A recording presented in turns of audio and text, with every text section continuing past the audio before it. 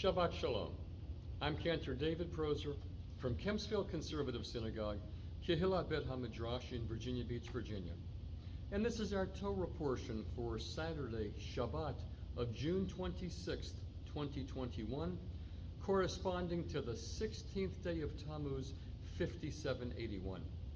We thank Rabbi Joseph Prauser, Rabbi Avram Kogan, Rabbi Matthew Berkowitz, Rabbi Brad Artson, and the United Synagogue Torah Spark series for their various teachings and publications on this week's Parsha. This Shabbat, June 26, we read the Parsha of Balak in the book of Bamidbar.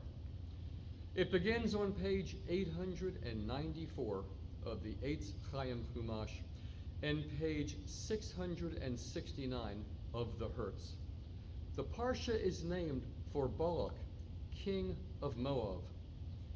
In one of the most gripping scenes of the Torah, the pagan prophet Balaam has been summoned to curse the assembled Israelites on behalf of Balak, the king of Moab.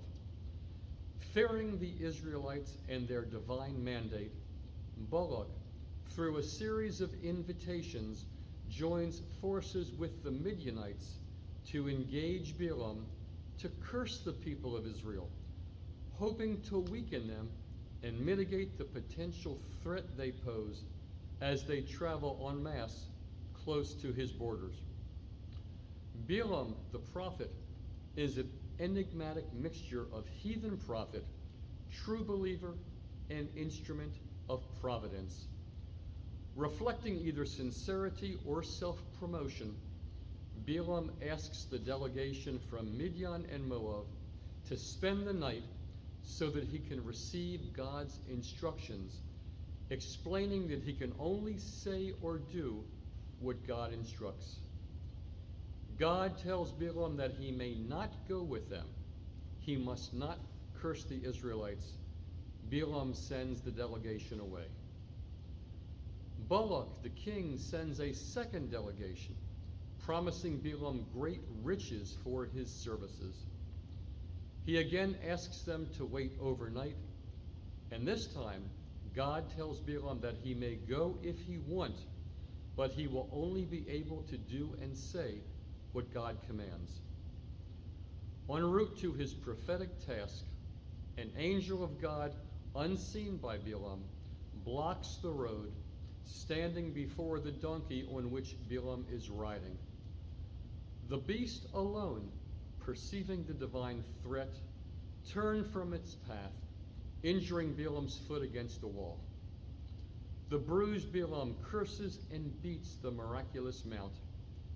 After 3 beatings, the donkey speaks, reproving Balaam for his merciless blows.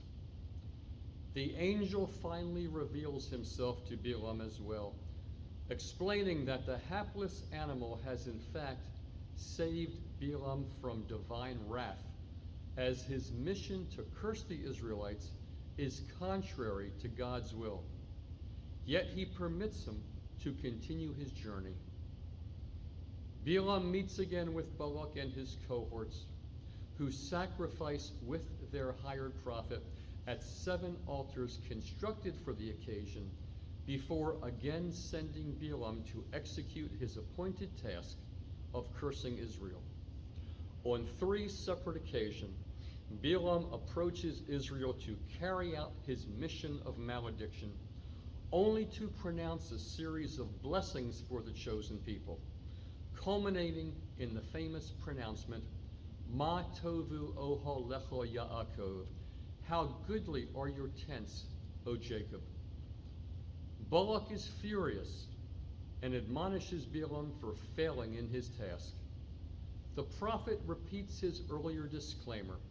He can only act as instructed by God. Balaam proceeds to prophesy a bright and hopeful future for Israel. Both Balak and Balaam go their separate ways. Our sages were understandably perplexed by Balaam. Was he a friend or was he a foe? Rabbi Arnold Eisen, retired chancellor of the Jewish Theological Seminary, teaches, he did follow God's command to bless rather than curse Israel, and his blessings were so beautiful that we recite one of them each morning. How goodly are your tents, O Jacob. Balaam prophesied accurately that Israel would be a people dwelling alone, not reckoned among the nations. Yet in the very next Parsha of the Torah, God orders war against the Midianites, Balak's allies, in the scheme to curse Israel, as punishment for their successful incitement to orgy and idolatry, and Balaam is among those killed. Alas, the destiny of the national greatness foreseen by Balaam must wait. After the high drama of Balaam and Balak, the Parsha ends on a low note, retelling a lapse in Israelite behavior.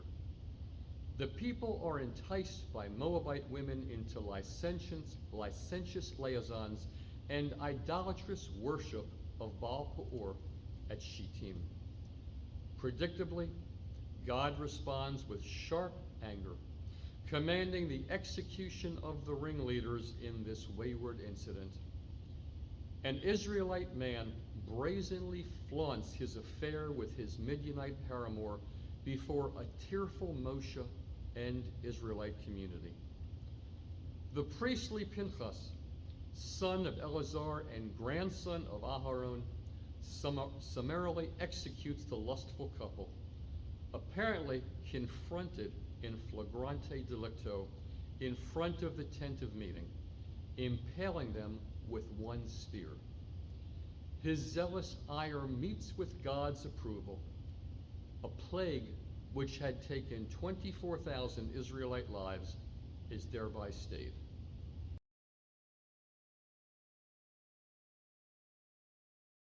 The Haftorah for this Shabbat is from the writings of the prophet Micah, verses 5:6 to 6:8, beginning on page 915 of the Eitz Chaim Chumash and page 682 of the Hertz.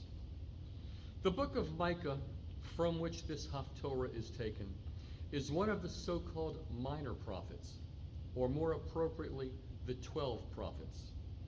He was village-born and spoke on behalf of the downtrodden peasantry who were inundated by numerous taxes and other oppressive treatment by the ruling classes. He denounced the luxury of degeneracy of city living, the land grabbing of the social leaders, and the hypocrisy of religious leaders. The Haftorah opens with two prophecies addressed to the remnant of Jacob after the destruction and dispersion of the northern kingdom. The first prophecy turns on the image of dew in a message that gives hope to the people that just as dew comes from the skies, their renewal will come directly from God. The second prophecy introduces the simile of a fierce lion which tramples wherever it goes. This figure of power and violence gives a sense of empowerment to a nation in exile. Speaking on God's behalf, Micah then confronts the nation by recalling deeds of divine redemption from the past. Like Isaiah, he foresaw a time when nations would beat their swords into plowshares and learn war no more. He also gave the world the noblest definition of true religion. What does the Lord require of thee, but to do justly, to love mercy, and to walk humbly with thy God? There is a reference in the Haftorah to what Balak, king of Moab, plotted against you, and how Balaam responded to him, providing the connection to today's Torah Parsha. Shabbat Shalom, good Shabbos. Thank you for watching. Please be sure to subscribe, to like, to hit the notification bell so you always know when we post new content, and feel free to leave comments below. Thank you again for watching. Shabbat Shalom.